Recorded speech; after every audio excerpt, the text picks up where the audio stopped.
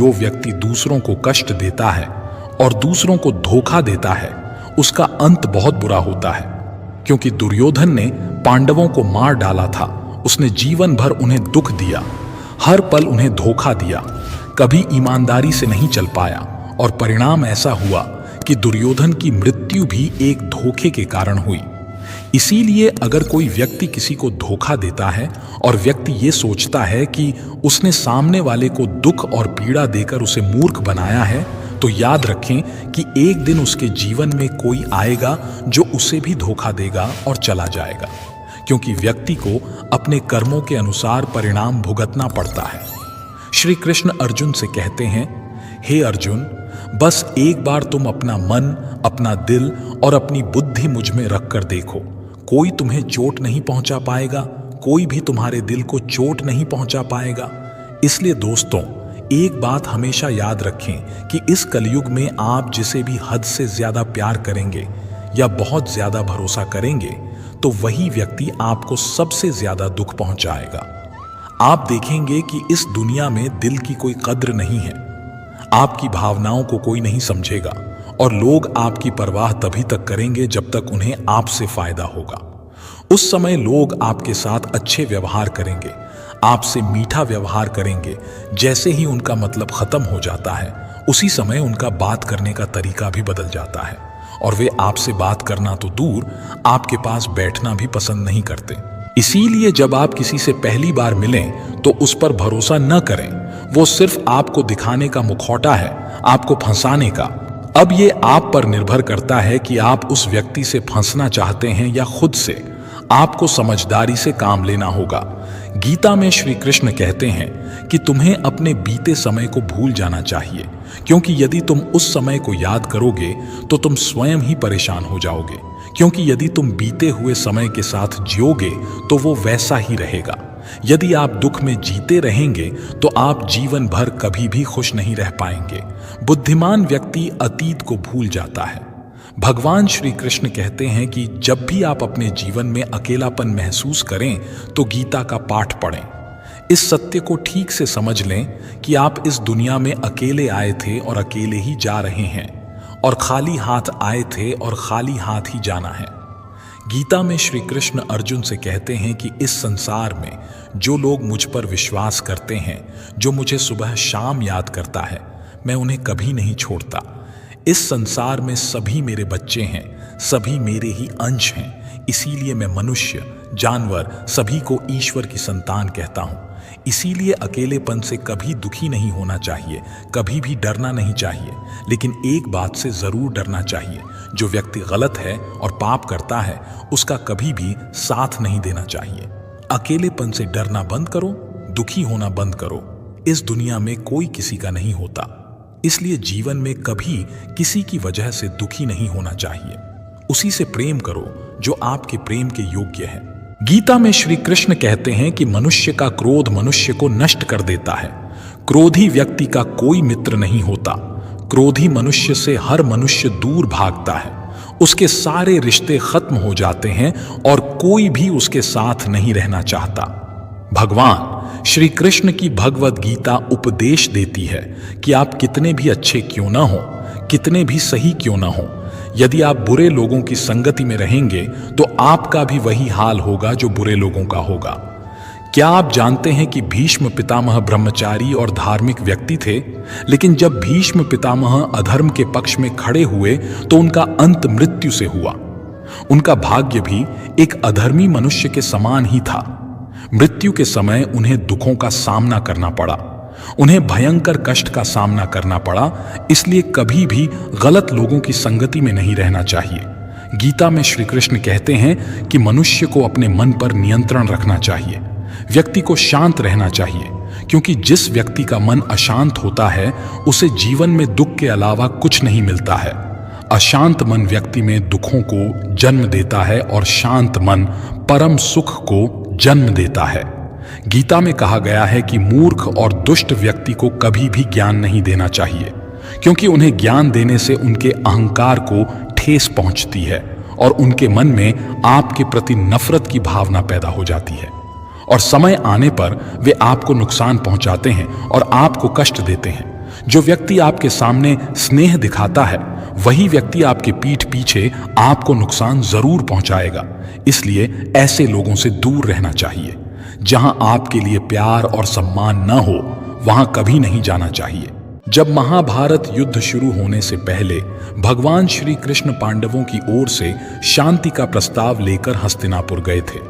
उस समय शकुनी जो दुर्योधन का मामा था, उसने दुर्योधन से कहा था कि ये कृष्ण बहुत मायावी है, अगर ये हमारे पक्ष में है आ गया तो समझो पांडव हार जाएंगे। उसे बुलाओ और उसकी खूब सेवा करो, उसे अपने घर बुलाओ, उसे खुश करने की कोशिश करो। जब श्री कृष्ण हस्तिनापुर पहुंचे तो दुर्योधन ने श्री कृष्ण से अपने घर आने को कहा, निमंत्रण दिया और श्री कृष्ण से कहा, हे श्री कृष्ण, मेरे घर आओ, मेरा निमंत्रण स्वीकार करो और मेरे घर भोजन करो। तब श्री कृष्ण ने दुर्योधन से कहा, हे दुर्योधन, मनुष्य को किसी के घर भोजन तभी करना चाहिए जब वे लोग तुमसे बहुत प्यार करते हैं या हमारे जीवन में कोई बड़ी समस्या है। हे दुर्योधन, कान खोलकर सुन लो, ना तो मेरी जिंदगी में कोई समस्या आई है और ना ही तुम्हारे चेहरे पर कोई प्यार है, इसलिए हम कभी भी ऐसा नहीं करना चाहेंगे। मैं जानता हूं कि तुम केवल अपने स्वार्थ की पूर्ति के लिए मुझे अपने घर बुला रहे हो। दोस्तों, स्वार्थी लोगों के घर कभी नहीं जाना चाहिए। यह हमें सिखाता है कि अगर किसी के पास आपके लिए न दिल है, न कोई प्यार है, न कोई सम्मान है, आपको वहां कभी नहीं जाना चाहिए। आपको केवल उन्हीं जगहों पर जाना चाहिए जहां आपको सम्मान मिले और जहां आपको बहुत प्यार मिले। श्रीमद् भगवत गीता ज्ञान संपूर्ण मानवता के लिए है, सभी आत्माओं के लिए है, क्योंकि ये आत्मा को ईश्वर के बारे में, उसकी रचना के बारे में समझाता है। और सबसे महत्वपूर्ण बात यह है कि ये उन नियमों के बारे में बताता है जिनका पालन एक इंसान के रूप में आत्मा को हर स्थिति में करना होता है और अपनी रक्षा करनी होती है। और इन नियमों के आधार पर ही आत्मा अपनी रक्षा कर सकती है। शरीर त्यागने पर व्यक्ति की परीक्षा होगी और इस परीक्षा में उत्तीर्ण होने के बाद वो इस जन्म और मृत्यु से हमेशा के लिए मुक्त हो जाएगा। जो व्यक्ति सच्चे मन से इस श्रीमद् भगवत गीता ज्ञान को सुनता है, उसका जीवन सफल हो जाता है और उसका कल्याण हो जाता है। भगवत गीता में भगवान कहते हैं कि मैं हर चीज की शुरुआत हूं। मैं शुरुआत से पहले भी था और सब कुछ खत्म होने के बाद भी मैं ही रहूंगा। सब कुछ मुझ में है और मैं हर चीज में हूं। जो कुछ भी आप छू सकते हैं, कर सकते हैं, देख सकते हैं, ये सब नदियां, पहाड़, सूर्य ग्रहण, चांद और तारे मैं ही हूं। मैंने ही सब बनाया है। मैंने भगवान, शैतान, दानव और इंसान को बनाया है। मैं सर्वव्यापी हूं, मैं सब में रहता हूं। मैं ही ब्रह्मा बनकर और रुद्र बनकर सब कुछ रचता हूं। मैं सब कुछ नष्ट कर देता हूं। भगवत गीता कहती है कि इस सबसे बड़ी परीक्षा के लिए भगवान ने प्रकृति को 5 तत्वों से बनाया है, वायु, अग्नि, जल, पृथ्वी और आकाश, जिन्हें हम छूकर और देखकर समझ सकते हैं, लेकिन भगवान को हम इन चीजों से नहीं जान सकते हैं। वे 5 इंद्रियों की समझ से परे हैं। आत्मा उन्हें इन इंद्रियों के माध्यम से नहीं जान सकती। आत्मा 5 इंद्रियों वाले एक लोहे के रोबोट की तरह है, जिसे अपने निर्माता के बारे में कोई जानकारी नहीं है। भगवान के विराट स्वरूप को देखने के लिए भगवान श्री कृष्ण ने अर्जुन से भी ईश्वरीय स्वरूप का दर्शन करने को कहा। भगवत गीता बताती है कि आत्मा अजन्मा है। इसे कोई मार नहीं सकता, इसे कोई जला नहीं सकता, इसे कोई डुबो नहीं सकता, इसे काट नहीं सकता। लेकिन आत्मा को हमेशा भगवान के साथ रहने के लिए उसे बैठना होगा जीवन की इस परीक्षा में। इस परीक्षा के लिए व्यक्ति ईश्वर से अलग हो जाता है। आत्मा को किसी न किसी रूप में पृथ्वी पर जन्म लेना ही पड़ता है और 88 करोड़ योनियों को जीने और भोगने के बाद आत्मा को मनुष्य का शरीर और मन मिलता है परीक्षा में बैठने के लिए। इस पूरी परीक्षा के दौरान वो अपने ही भाइयों, बहनों और दोस्तों के साथ विभिन्न प्रकार की अच्छी और बुरी भावनाओं के चक्रव्यूह में फंसता है। प्रत्येक आत्मा को अपने भीतर के तामसिक और राजसिक विकारों से छुटकारा पाने और सात्विक जीवन में प्रवेश करने का अवसर मिलता है। हमारे तामसिक गुण हमारे अंदर हीन भावना पैदा करके हमें नुकसान पहुंचाते हैं और हमारे राजसिक गुण हमें ईर्ष्यालु और लालची बनाते हैं।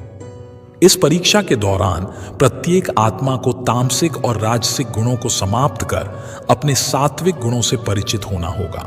सात्विक गुण वो है जो आत्मा को उसके आसपास की हर चीज से जोड़े रखता है और उन्हें प्यार करना सिखाता है।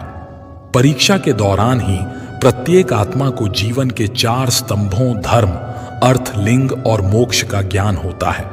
इन द्वारों को समझकर ही आत्मा ईश्वर को समझ सकती है। पहला द्वार धर्म का है और सिंह उसका प्रतीक है। धर्म वो है जो आप धारण करते हैं, जिस पर आपका दिल विश्वास करता है, जैसे झूठ नहीं बोलना, चोरी नहीं करना, भगवान का अनादर नहीं करना, दूसरों को नुकसान नहीं पहुंचाना। यही सब धर्म है और हर आत्मा को हर समय धर्म का पालन करना चाहिए उसके जीवन में। इसका पालन एवं संरक्षण करना होगा। दूसरा द्वार अर्थ का है और घोड़ा इसका प्रतीक है। प्रत्येक आत्मा प्रत्येक जीवन काल में पृथ्वी पर अपने अस्तित्व का अर्थ या मूल कारण समझेगी। ये इस जीवन में चीजों और रिश्तों का आनंद उठाएगा। अच्छा बेटा, अच्छी बेटी, अच्छा भाई या अच्छी बहन, एक अच्छा पति या एक अच्छी पत्नी बनकर हर रिश्ते को निभाना होगा और तुम इस परीक्षा में सफल हो जाओगे। तीसरा द्वार वासना का है। भगवत गीता समझाती है कि हर इंसान के भीतर काम, क्रोध, लोभ, मोह, अहंकार और ईर्ष्या जैसी 6 भावनाएं होती हैं। प्रत्येक मनुष्य को इन भावनाओं को हमेशा अपने नियंत्रण में रखना होगा, क्योंकि ये उसे और दूसरों को नुकसान पहुंचा सकती हैं, क्योंकि इनके प्रभाव में किया गया कोई भी कार्य जीवन भर परेशानी का कारण बन सकता है। और एक आत्मा संतुष्टि और सरलता के साथ इन भावनाओं को नियंत्रित कर सकती है, हमेशा के लिए जीत हासिल कर सकते हैं। चौथा स्तंभ मोक्ष का है और हाथी इसका प्रतीक है। इस परीक्षा रूपी जीवन में हर इंसान के मन में हर वक्त कुछ न कुछ इच्छाएं होती हैं। कुछ इच्छाएं एक ही जीवन में पूरी हो जाती हैं, लेकिन कुछ अधूरी रह जाती हैं और उन्हें पूरा करने के लिए आत्मा को वापस धरती पर आना पड़ता है। संपूर्ण भगवत गीता हमें समझाती है कि हमारी इच्छाएं ही हमारे पृथ्वी पर वापस आने का मूल कारण है, और यदि हमारी कोई इच्छा नहीं है तो हम इस जीवन और मृत्यु से मुक्त हो सकते हैं। ये क्षमा का द्वार भी है। जिन लोगों ने आपके साथ गलत किया है उन्हें माफ करके, और जिनके साथ आपने गलत किया है उनसे माफी मांगकर आप मोक्ष प्राप्त कर सकते हैं। जब तक जीव धर्म, अर्थ, काम और मोक्ष इन 4 द्वारों को नहीं समझ लेता, तब तक यह जीव जीवन मृत्यु के चक्र में बार बार फंसता रहेगा। बार बार इंसान के रूप में आना पड़ेगा। जैसे ही परीक्षा का समय समाप्त होता है, आत्मा शरीर और अन्य सभी चीजों को छोड़ देती है। इस संसार में जो कुछ भी बनाया गया है वो अब किसी और का होगा और आत्मा अपने कर्मों का निर्णय करने जाती है। आत्मा के अच्छे बुरे कर्मों का हिसाब होता है। अपने अच्छे कर्मों के लिए आत्मा कुछ समय के लिए स्वर्ग जाती है और अपने दुष्कर्मों के लिए कुछ समय के लिए नरक में जाती है। नरक में आत्मा को उसके पापों के अनुसार सजा मिलती है, लेकिन सजा खत्म होने के बाद आत्मा फिर से स्वर्ग चली जाती है। इस परीक्षा में दोबारा बैठने के लिए आपको एक नया शरीर और एक नया दिमाग मिलता है और हर परीक्षा में वही दोहराया जाएगा। जीवन के 4 आधार धर्म, अर्थ, काम और मोक्ष को प्रत्येक जीवात्मा अपने कई जन्मों के कर्मों के अनुसार हर जन्म में समझती है। कभी अच्छी तो कभी बुरी परिस्थितियों से गुजरना पड़ता है, लेकिन जब तक आत्मा ईश्वर से योग नहीं समझ लेती तब तक उसे मुक्ति नहीं मिल सकती। भगवत गीता बताती है कि मनुष्य अपने शरीर, मन या हृदय के माध्यम से भगवान को पा सकता है। कर्मों द्वारा ईश्वर को प्राप्त करना कर्मयोग कहलाता है। ऐसे कार्य ईश्वर की इच्छा के अनुसार किए जाते हैं और दूसरों के कल्याण के लिए होते हैं। वाल्मीकि ने रामायण लिखी और श्रवण ने अपने कर्मों से अपने माता पिता की सेवा की और उन्हें 4 धाम की यात्रा कराई। श्रीमद् भगवद गीता बताती है कि आत्मा मन के माध्यम से भी ईश्वर को प्राप्त कर सकती है। इसे राजयोग कहा जाता है क्योंकि मन या मस्तिष्क सभी इंद्रियों का राजा है। मनुष्य इस योग को अपनी आस्था, श्वास प्रणाली, अभ्यास, साधना और तपस्या के माध्यम से प्राप्त करता है। इस योग को समझने के लिए हमें अपने अंदर की शक्तियों यानी चक्र और कुंडलिनी को समझना होगा। मन से ध्यान करके आत्मा परमात्मा के साथ योग कर सकती है। शंकराचार्य स्वामी परमहंस स्वामी विवेकानंद और उनके जैसे अनेक योगी इसी योग के माध्यम से ईश्वर को पाते हैं। भगवान भगवत गीता में कहते हैं कि यदि कोई व्यक्ति ध्यान कर सकता है तो वो धर्म या योग के बारे में कुछ भी नहीं समझ सकता है, लेकिन यदि वो मेरे प्रति समर्पण करता है तो मैं उसके सभी पापों को माफ कर देता हूं। हृदय की गहराइयों से पुकार कर ईश्वर को प्राप्त करना ही भक्ति योग कहलाता है। चैतन्य महाप्रभु, मीराबाई और भगवान हनुमान ऐसे ही उदाहरण हैं। ये योग का सबसे बड़ा उदाहरण है। लेकिन कभी कभी यदि आत्मा अपने अस्तित्व के मूल कारण को भूल जाती है और धर्म का उल्लंघन करती है या पाप के रास्ते पर चली जाती है तो उसे ठीक करने के लिए स्वयं भगवान को किसी न किसी रूप में पृथ्वी पर जन्म लेना पड़ता है। व्यक्ति को अपने द्वारा किए गए सभी शुभ अशुभ कर्मों का फल अवश्य भोगना पड़ता है। नीति शास्त्रों में मनुष्य के कर्मों की तुलना किसान के कर्मों से की गई है। उनका कहना है कि किसान अपने खेत में जिस प्रकार बीज बोता है, किसान उसी को फसल के रूप में काटता है। यही व्यवस्था ईश्वर द्वारा रचित सृष्टि में मनुष्यों पर भी लागू होती है। ईश्वर ने मनुष्य को कर्म करने की स्वतंत्रता दी है। इंसान जो चाहे वो कर सकता है। अच्छे या बुरे कर्म मनुष्य के विवेक पर निर्भर करते हैं। ये इस बात पर निर्भर करता है कि मनुष्य अपने जीवन में क्या कर्म करता है, उसका जीवन कैसा बनेगा। लेकिन ईश्वर ने मनुष्य को केवल कर्म करने की ही स्वतंत्रता दी है। कर्मों के फल की व्यवस्था ईश्वर के अधीन है। जैसा कर्म करेंगे वैसा ही फल मिलेगा। यह निश्चित है कि आपको मिलेगा, क्योंकि भगवान न्यायकारी हैं। भगवान मनुष्य के हर कर्म को जानते हैं। भगवान के सामने किसी की सिफारिश नहीं चलती। इस कलयुग में लोग रिश्वत देकर अपना काम करवा लेते हैं, लेकिन भगवान को कोई रिश्वत नहीं दे सकता। भगवान की दृढ़ न्याय व्यवस्था से आज तक कोई नहीं बच पाया है और न ही भविष्य में कोई बच पाएगा। ईश्वर ने सभी प्राणियों को कर्म करने की स्वतंत्रता दी है। कोई भी प्राणी किसी भी समय अपनी इच्छानुसार कोई भी कार्य कर सकता है। इन कर्मों की स्वतंत्रता के कारण ही जीवन में नवीनता बनी रहती है। यदि कर्म करने की स्वतंत्रता नहीं होगी तो जीवन में जीवन जैसा कुछ नहीं होगा। इसी स्वतंत्रता के कारण व्यक्ति पाप, पुण्य या मोक्ष की ओर बढ़ सकता है। इसके कारण कार्यों की स्वतंत्रता है। सबको अपने अपने फल मिलते हैं और व्यक्ति एक ही रहता है। यही कारण है कि दुनिया में इतने सारे अलग अलग सोच वाले लोग हैं। इसीलिए भगवान गीता में कहते हैं कि सभी प्राणी अपने कर्म करने के लिए स्वतंत्र हैं। व्यक्ति अनेक प्रकार के कर्म करता है, जिनमें अधिकतर कर्म बंधनकारी होते हैं। बंधन का अर्थ ये है कि वे अपना फल देते हैं और व्यक्ति को संसार में फंसाए रखते हैं, क्योंकि ये कर्म मोह और अहंकार से किए जाते हैं। जबकि कुछ अन्य प्रकार के कर्म भी होते हैं जिनमें हम कर्म तो करते हैं, लेकिन उनका परिणाम हमारे मन में जमा नहीं होता है।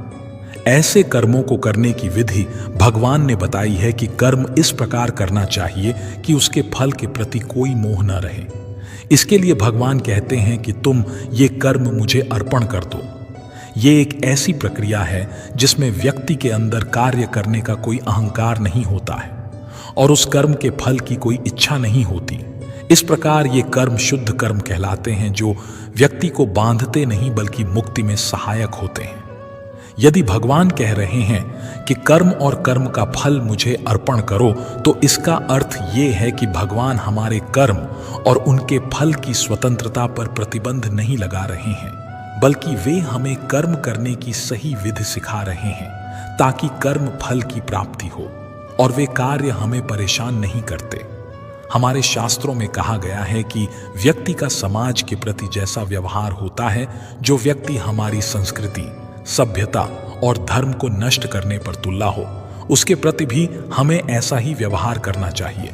महर्षि व्यास ने कहा है कि मनुष्य जिसके साथ जैसा व्यवहार करे, उसके साथ वैसा ही व्यवहार करें, यही धर्म है। जो कपटपूर्ण व्यवहार करता है उसके साथ छलपूर्ण व्यवहार करना चाहिए, और जो अच्छा व्यवहार करता है उसके साथ अच्छा व्यवहार करना चाहिए। इस प्रकार शास्त्रों में, वेदों में दुष्टों की निंदा की गई है और उचित आचरण करने का आदेश दिया गया है। गीता में श्री कृष्ण कहते हैं कि हमारा भाग्य हमारे पिछले कर्मों का परिणाम है। वैसे ही आज हम जो कर्म करते हैं वही हमारा भविष्य निर्धारित करेगा। इसलिए हमें हमेशा अपने कर्म अच्छे रखने चाहिए। हमें इसकी जरूरत है ताकि हमें इसके अच्छे नतीजे भी मिलें। गीता में श्री कृष्ण कहते हैं, हमेशा उन लोगों के प्रति ऋणी और वफादार रहें जिन्होंने आपके बुरे समय में आपका साथ दिया। कर्ण को भी परिणामों का एहसास था, लेकिन बात दोस्ती निभाने की थी। श्री कृष्ण कहते हैं, शांति, सौम्यता, मौन, आत्मसंयम और पवित्रता, ये 5 चीजें मन को अनुशासित करती हैं। ये सभी गुण हर व्यक्ति में होने चाहिए, तभी वो सही रास्ते पर चल सकता है। गीता में कहा गया है कि आप किसी का भाग्य नहीं बदल सकते, लेकिन अच्छी प्रेरणा देकर उसका मार्गदर्शन जरूर कर सकते हैं। श्री कृष्ण के अनुसार जीवन में कभी मौका मिले तो आप सारथी बन सकते हैं। ये स्वार्थ नहीं है। अहंकार मनुष्य से सब कुछ करवाता है जो अंततः उसके विनाश का कारण बनता है। इसलिए मनुष्य को जितनी जल्दी हो सके अपने अहंकार का त्याग कर देना चाहिए। श्री कृष्ण कहते हैं, कर्म वो फसल है जिसे मनुष्य को हर परिस्थिति में स्वयं ही काटना पड़ता है। इसलिए हमेशा अच्छे बीज ही बोएं ताकि फसल अच्छी हो। कर्मवाच्य में फंसने के बाद मनुष्य के कर्म की गति धीमी हो जाती है और वह धीरे धीरे लक्ष्य से दूर होता चला जाता है। इसीलिए कर्म की गति निरंतर चलती रहे, लेकिन धीमी ना हो। भगवान कृष्ण ने अर्जुन को यह महान संदेश दिया था कि तुम चिंता मत करो, लड़ते रहो। कौन हारेगा और कौन जीतेगा, ये सब समय और परिस्थिति के अनुसार स्वतः ही तय हो जाएगा। ये बात हमारी जिंदगी पर भी पूरी तरह लागू होती है। अगर हम सभी चीजों के फायदे और नुकसान देखकर उस काम को करना बंद कर दें तो आखिर में क्या होगा। हम सभी जानते हैं कि इस संसार में कोई भी प्राणी या वस्तु अमर या स्थायी नहीं है। ये सब जानते हुए भी हम सारे कार्य क्यों करते हैं? क्योंकि इस संसार की व्यवस्था अव्यवस्था की स्थिति में पड़े बिना किसी बाधा के सुचारू रूप से चलनी चाहिए। गीता के अनुसार पुनर्जन्म भी होता है।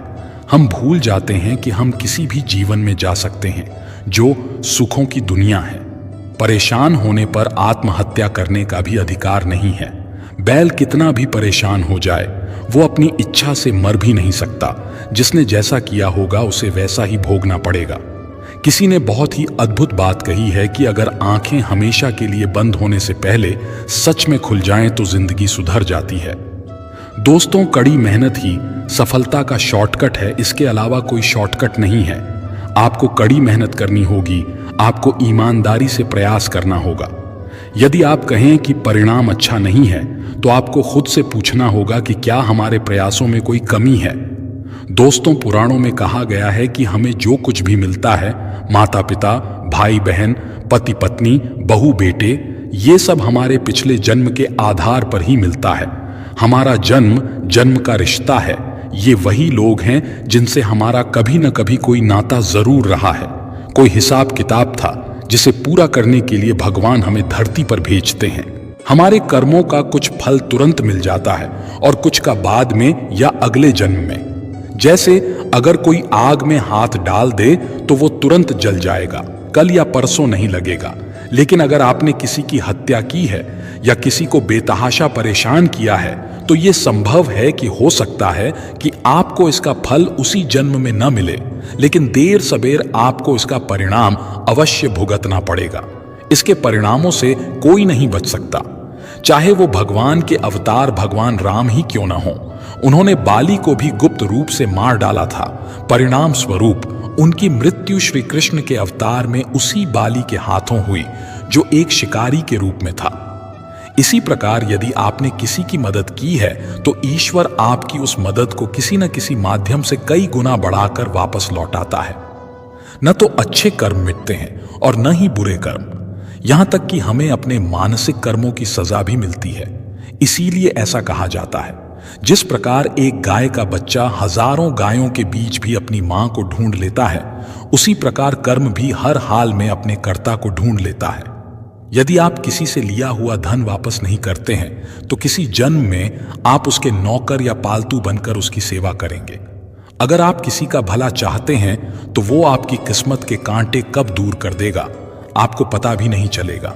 इसलिए सेवा, दान पुण्य जैसे अच्छे कर्म हमारे कर्म बंधनों को काटते हैं, इसलिए शास्त्रों में अच्छे कर्म करने पर जोर दिया गया है। ऐसा इसीलिए है क्योंकि अंततः हमारा लक्ष्य सभी कर्म बंधनों से मुक्त होना है, और जब हम कर्म के सिद्धांत को समझेंगे तभी हम इस चक्रव्यूह से बाहर आ पाएंगे।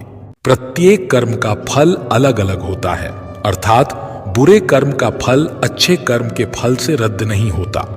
उदाहरण के लिए दैनिक कर्मों का फल तो तुरंत मिल जाता है, लेकिन कुछ कर्मों का फल एकत्रित हो जाता है और कुछ समय बाद इसी जन्म या अगले जन्म में प्रारब्ध के रूप में प्राप्त होता है।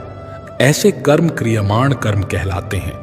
जिन कर्मों का फल एक साथ नहीं मिलता वे संचित कर्म कहलाते हैं, और संचित कर्म प्रारब्ध के रूप में विभिन्न रूपों में भोगते हैं और धीरे धीरे समाप्त हो जाते हैं। अंत में जीव शेष कर्मों को पुनः प्रारब्ध के रूप में लौटाता है।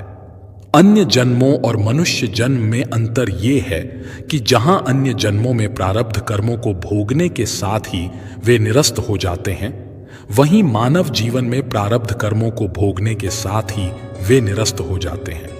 लेकिन वास्तव में हर व्यक्ति कर्मफल भोगता है। मानव शरीर में अनुभव किए जाने वाले कर्म को प्रारंभ में क्रियामान कर्म कहा जाता है, जो बाद में संचित और प्रारब्ध कर्मों का स्रोत बन जाता है। इस प्रकार ये चक्र युग युग तक चलता रहता है, जब तक कि जीव मोक्ष प्राप्त नहीं कर लेता, जब तक व्यक्ति जन्म मृत्यु के चक्र से मुक्त न हो जाए। आइए संक्षेप में मोक्ष का भी जिक्र कर लें, क्योंकि मोक्ष हमारे द्वारा किए गए कर्मों के तरीके पर भी निर्भर करता है। जब जीव मनुष्य के पाप और पुण्य दोनों से मुक्त हो जाता है, जब कर्मों का फल शून्य हो जाता है, तो वो मोक्ष का पात्र बन जाता है। गीता और ब्रह्म विद्या शास्त्र में कहा गया है कि जब हम निस्वार्थ भाव से कर्म करते हैं तो हमें उन कर्मों का फल नहीं भोगना पड़ता। इसका अर्थ यह है कि यदि मनुष्य का अपने भाग्य के कर्मों को भोगने का तरीका निष्फल है तो प्रारब्ध के कर्म निरस्त हो जाएंगे, परंतु नए कर्म उत्पन्न हो जाएंगे। कर्म प्राप्त नहीं होंगे, अर्थात न तो उनका संचय होगा और न ही नए भाग्य का निर्माण होगा।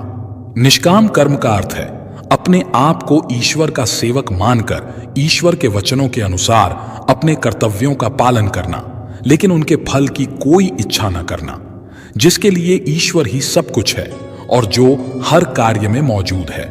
जो भगवान को देखता है और प्रत्येक कार्य भगवान के लिए करता है, वो मोक्ष के योग्य है। श्री कृष्ण कहते हैं, जो व्यक्ति मुझसे परम प्रेम करता है और मेरे भक्तों को इस परम रहस्य से युक्त गीता शास्त्र को बताता है, वो इसे मुझे ही प्राप्त करेगा। मनुष्यों में न तो कोई है और न भविष्य में संपूर्ण पृथ्वी पर उससे बढ़कर मेरा कोई प्रिय व्यक्ति होगा। जो मनुष्य श्रद्धा पूर्वक तथा दोष रहित होकर इस गीता शास्त्र को सुनेगा, वो भी समस्त पापों से मुक्त होकर मेरे परम धाम को प्राप्त होगा। मनुष्य अपना जीवन सरलता से तो जी सकता है, लेकिन फिर भी वो कभी भी सरल जीवन नहीं जी सकता। वो पाता है कि वह सदैव चिंताओं से घिरा रहता है, अतीत की बातों को सोच सोच कर परेशान रहता है, उसे मृत्यु का भय सताने लगता है। वो न तो अपना जीवन ठीक से जी पाता है और न ही मृत्यु को गले लगा पाता है।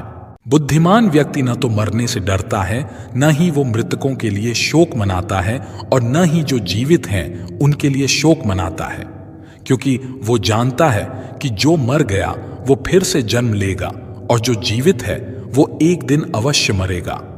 कान्हा कहते हैं, मैं तुम्हारा अतीत ठीक नहीं कर सकता, लेकिन यदि तुम अपने वर्तमान में अच्छे कर्म करोगे तो मैं तुम्हारा आने वाला कल अवश्य प्रकट कर दूंगा। अगर आप भगवान से कुछ मांगते हैं तो उनसे नाराज न हो, क्योंकि भगवान वो नहीं देते जो आपको अच्छा लगता है, बल्कि वो तो वही देते हैं जो आपके लिए अच्छा होता है। जिस प्रकार समुद्र पार करने के लिए नाव ही एकमात्र साधन है, उसी प्रकार स्वर्ग तक जाने का एकमात्र साधन सत्य है। हम न भी बोलें तो भी वो सुनता है, इसीलिए उसका नाम भगवान है। दोस्तों, भगवान श्री कृष्ण कहते हैं कि आपको अपना मन हमेशा सही जगह पर रखना चाहिए। आपको अपने आप पर नियंत्रण रखना चाहिए। आपको कभी भी अहंकार नहीं करना चाहिए। अगर कोई आपको कठोर शब्द भी कहे तो भी आपको उसे कुछ नहीं कहना चाहिए। हमेशा अतिथि और असहाय को आश्रय देना चाहिए। दूसरों की निंदा नहीं करनी चाहिए। अपने आप पर संयम रखें, शास्त्रों का पालन करें। सदैव नियमित रूप से सुनना, क्रोध न करना, आत्मसम्मान की इच्छा न रखते हुए भी दूसरों का सम्मान करना, स्वाद के लिए नहीं बल्कि स्वास्थ्य के लिए भोजन करना, ये सभी बातें मनुष्य को महान बनाती हैं। सत्य सनातन धर्म है। सत्य ही ब्रह्म है। सब कुछ सत्य के अंतर्गत आता है। सत्य से ही मनुष्य स्वर्ग जाता है। झूठ हमें अंधकार की ओर ले जाता है। यहां प्रकाश का अर्थ स्वर्ग और नरक का अर्थ अंधकार है। सभी प्राणियों को समान समझना, ईर्ष्या और द्वेष से दूर रहना, शील और लज्जा जैसे गुणों को अपनाना, दुष्कर्मों से दूर रहना, किसी को कष्ट न देना, इंद्रियों को वश में रखना, मन की पवित्रता बनाए रखना, सत्य बोलना, क्षमा करना, साहस करना और ज्ञान आदि, ये 13 सच्चे धर्म हैं। वेद भी सत्य का उपदेश करते हैं। सत्य बोलना हजारों अश्वमेध यज्ञों के फल के बराबर है। कभी भी कठोर वचन न बोलें। हमेशा ऐसे शब्द बोलें जो दूसरों को पसंद आए। दूसरों को बुरा बोलना, निंदा करना, भला बुरा कहना, ये सब छोड़ देना चाहिए। दूसरों का सम्मान न करना, अहंकार दिखाना, ये सब अवगुण है। इस लोक में इच्छा पूरी होने पर जो सुख मिलता है और परलोक में जो सुख मिलता है वो उस सुख का अंश मात्र भी नहीं होता जो हमें परलोक में मिलता है।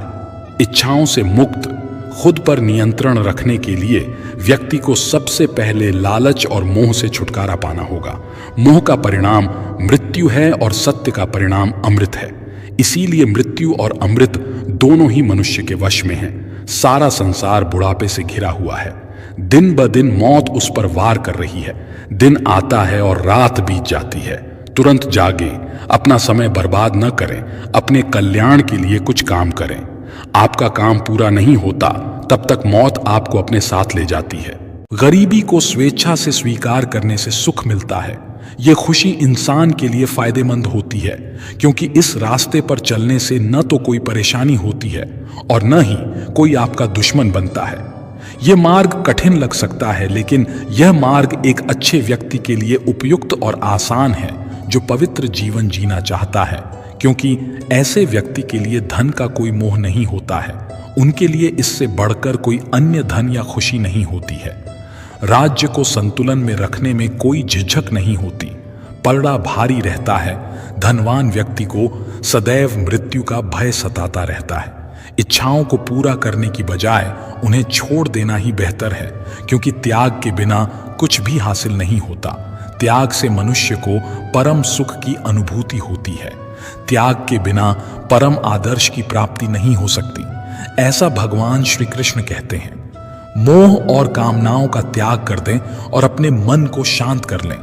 ऐसा व्यक्ति सदैव सुखी रहता है जो अनावश्यक बातों की चिंता नहीं करता, सत्य का पालन करता है और जिसे सांसारिक मोह नहीं होता। हर खुशी दो तरह के लोगों को मिलती है। एक वे हैं जो मूर्ख हैं और दूसरे वो जिन्होंने ज्ञान का परम प्रकाश प्राप्त कर लिया है। जो लोग इन दोनों के बीच फंसे रहते हैं वे दुखी होते हैं। जो स्वयं को अनावश्यक रूप से दुखी करता है वो अपने पास मौजूद सभी चीजों को नष्ट कर देता है। जो लोग दूसरों के सुख और धन को देखकर ईर्ष्या नहीं करते, विद्वानों का सम्मान करते हैं, कहीं से भी धर्म की शिक्षा सुनते हैं, अपना रास्ता खुद बनाते हैं, आलसी नहीं होते हैं, अपने सभी काम समय पर करते हैं, ऐसे लोग ही होते हैं जो खुशियों के भागीदार हैं। दोस्तों, आप सभी ने अपने जीवन में एक कहावत तो जरूर सुनी होगी कि एक चुप रहने वाला 100 को हरा देता है। एक चुप रहने वाला 100 को खुशी देता है, और इसीलिए कई बार हम चुप रह जाते हैं, क्योंकि यह भी सच है कि एक मूर्ख व्यक्ति के सामने चुप रहने से बेहतर कोई जवाब नहीं हो सकता। लेकिन जीवन में हमेशा चुप रहना उचित नहीं है। गीता में कहा गया है कि जहां पाप का जोर बढ़ रहा है और जहां छल कपट हो रहा है, वहां चुप रहने से भी ज्यादा गंभीर अपराध होते हैं। हम सभी के जीवन में कभी न कभी एक समस्या जरूर आती है कि हम किसी शक्तिशाली व्यक्ति के सामने चुप हो जाते हैं। ऐसा क्यों है कि हम उसकी शक्ति से बचने के लिए चुप रहते हैं? हमारा मानना है कि ऐसा करने से हम विवाद से बच जाएंगे। आप संघर्ष को टाल भी सकते हैं, लेकिन ऐसा टालना देर सबेर बड़े संघर्ष को जन्म देता है। हमारी खामोशी अनजाने में ही उस व्यक्ति के लिए सहारा बन जाती है और वो खुद को और अधिक ताकतवर महसूस करने लगता है। यहीं से शुरू होता है हमारा उत्पीड़न। एक के बाद एक हम अनजाने में अन्याय में शामिल होने लगते हैं, जो आगे चलकर बड़े झगड़े का कारण बनता है। तो इसका समाधान क्या है? ये समझने के लिए यह जानना जरूरी है कि ऐसी चीज क्या है जो हमें विरोध करने से रोकती है। वो सामने वाले की ताकत नहीं हो सकती, वो हमारा अपना डर है जो हमें चुप रहने पर मजबूर करता है। क्या हम अपने मन से डर निकालकर अन्याय का विरोध नहीं कर सकते? आखिर हमारे बारे में और क्या है? ये कितना बुरा हो सकता है? सोचिए, ऐसा करने से हमारा मन कितना मुक्त महसूस करेगा, हम कितना हल्का महसूस करेंगे। गीता में भी कहा गया है कि अन्याय सहना अन्याय करने से भी बड़ा पाप है। आज समाज में यही हो रहा है। जहां विरोध होना चाहिए वहां कोई नहीं बोलता। अगर कोई कुछ गलत कहता है तो उसके सामने विरोध करने की हिम्मत किसी में नहीं होती। हम उसके सामने कमजोर हो जाते हैं। दूसरी ओर जहां बोलने की जरूरत नहीं होती वहां हम बोलते रहते हैं, और जब अन्याय होता हुआ देखते हैं तो चुप रहकर बच निकलते हैं। क्या हम ऐसा करना जारी रखेंगे? अपराध में भागीदार न बनने के बारे में सोचें। इतिहास इस बात का साक्षी है कि पापियों के अहंकार ने संसार को उतना नुकसान नहीं पहुंचाया जितना सज्जनों के मौन ने पहुंचाया। अगर मूर्ख बोल रहा है तो चुप रहना उचित है, लेकिन अगर कहीं धोखा हो रहा है तो ये अपराध है। अगर ऐसा हो रहा है तो उठें और विरोध करें, क्योंकि यह चुप्पी न सिर्फ आपके लिए बल्कि भविष्य की सोच के लिए भी घातक साबित हो सकती है। चुप रहना बुद्धिमानी है, लेकिन चुप रहकर अन्याय सहना अपराध है। किसी के साथ हमारा रिश्ता कैसा रहेगा, यह हमारे बात करने के तरीके पर निर्भर करता है। बिना सोचे समझे बोलने से रिश्ते खराब हो सकते हैं। कभी कभी कुछ ऐसी स्थितियां उत्पन्न हो जाती हैं जब चुप रहना ही रिश्तों के लिए बेहतर होता है। चुप रहना एक साधना की तरह है, लेकिन सोच समझकर बोलना एक कला है। यदि आप अनावश्यक बातें न करें, इसे अपनी दिनचर्या से हटा दें, तो आप सकारात्मक और ऊर्जावान महसूस करेंगे। बोलकर सारे संदेह दूर करने से बेहतर है कि चुप रहकर मूर्ख समझा जाए। अज्ञान का सबसे बड़ा धन मौन है, और जब वो इस रहस्य को जान लेता है तो अज्ञान का अस्तित्व समाप्त हो जाता है। मौन नींद है, ये अंतरात्मा को तरोताजा रखता है। वाणी की प्रधानता रजत है, परंतु मौन कंचन है। अपनी सफलता के सफर पर निकलने से पहले अपने बैग में शांति और धैर्य जरूर रखें। मैं चुप रहकर दूसरों की कमियां सुनता हूं और अपनी कमियां समझता हूं। मैं इसे तभी छुपाता हूं जब कुछ कहना होता है। अगर आप कुछ कहना चाहते हैं तो मत कहिए। अनावश्यक बातों का सबसे अच्छा उत्तर न देना है। प्रश्न का उत्तर शांतिपूर्वक बहस करके दिया जाता है। बहस करने वालों में से एक का उत्तर खो जाता है। यदि कोई व्यक्ति शांत रहता है तो बहस कभी नहीं हो सकती। शरीर का शोर सुना जा सकता है, कभी आराम से बैठकर आत्मा की भी सुनो। मौन नींद की तरह है, ये ज्ञान में नई ऊर्जा पैदा करता है। सही जगह पर और सही कारण से बोलना जरूरी है, नहीं तो चुप ही रहना पड़ता है। यदि आप चाहते हैं कि लोग आपको जानें तो बेहतर है मौन रहें। यदि कोई व्यक्ति सोचता है कि आप आपकी वास्तविक क्षमता से अधिक सक्षम हैं तो कम बोलें। बुद्धिमान शब्द बोलने की अपेक्षा बुद्धिमान दिखना अधिक आसान है। कब और कहां चुप रहना है। अगर कोई व्यक्ति ये सीख ले तो उसके जीवन की आधी परेशानियां अपने आप ही दूर हो जाएंगी। चुप रहना कोई आसान काम नहीं है, इसके लिए साहस और धैर्य की भी जरूरत होती है। मौन की उतनी ही आवश्यकता है जितनी कि यह व्यक्ति को क्रोध को दबाने में सहायता करता है। मौन खाली नहीं है, यह उत्तरों से भरा है। जब आप अकेले हों तो आप क्रोधित नहीं हो सकते। आत्मा का सामना करने से बचने के लिए आप कुछ भी करेंगे।